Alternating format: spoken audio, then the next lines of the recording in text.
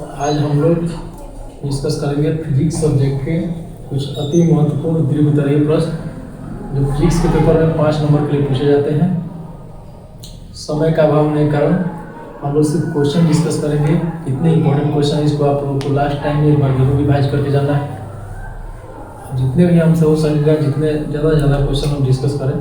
आज का हमारा आप अपने सुविधा के लिए सभी क्वेश्चंस का स्क्रीनशॉट ले लीजिएगा और देख लीजिएगा। आपको इस लास्ट टाइम में एक बार रिवीजन जरूर होना चाहिए सभी क्वेश्चंस का। देखिए आज हमारा पहला क्वेश्चन है।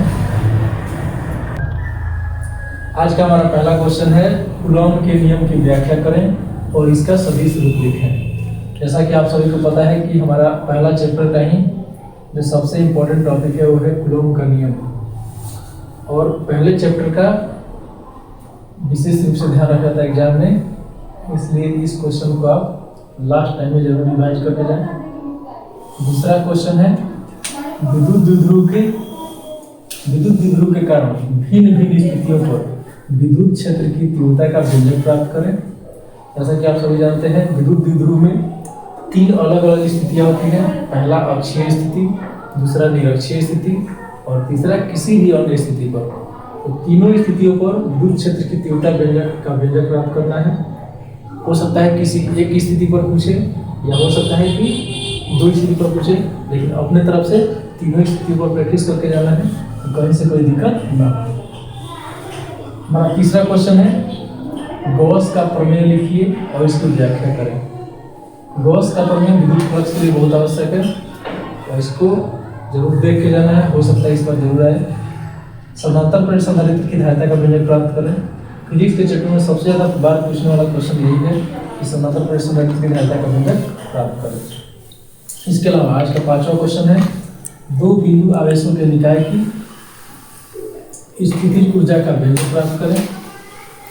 6वां क्वेश्चन है संधारित्रों के श्रेणीक्रम और समांतर क्रम संयोजन में समतुल्य धारिता का व्यंजक प्राप्त करना है।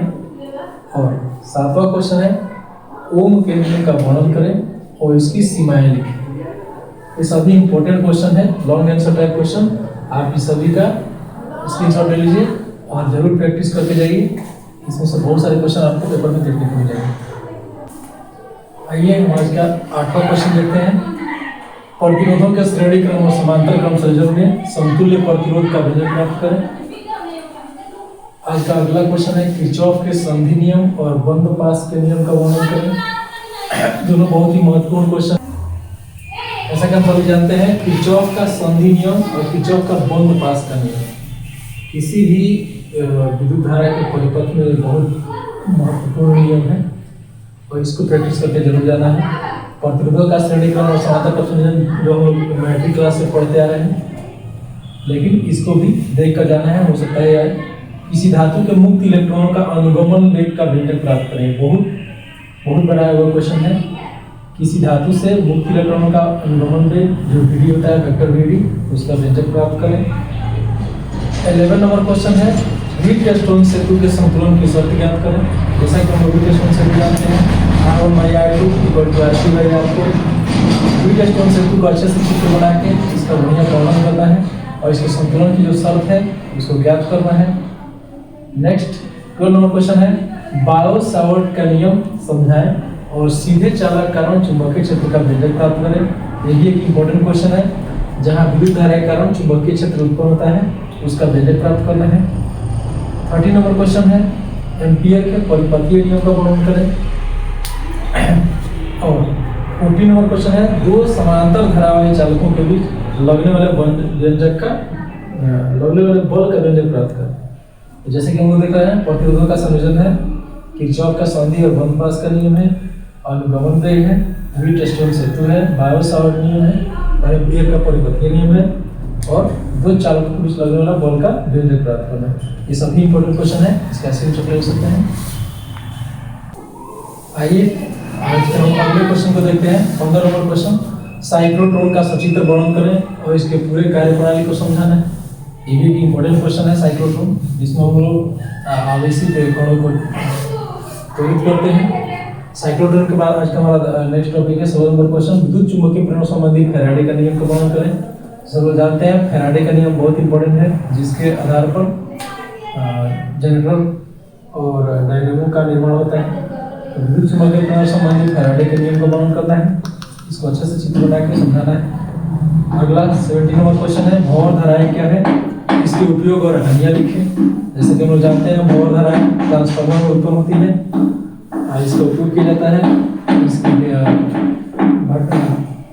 भट्टियों में, इलेक्ट्रिक भट्टियों में, और इसकी हानि किया गया है। ट्रांसफार्मर में भंवर धारा की बहुत सारी हानियां हैं जो हम पहले पढ़ा चुके हैं।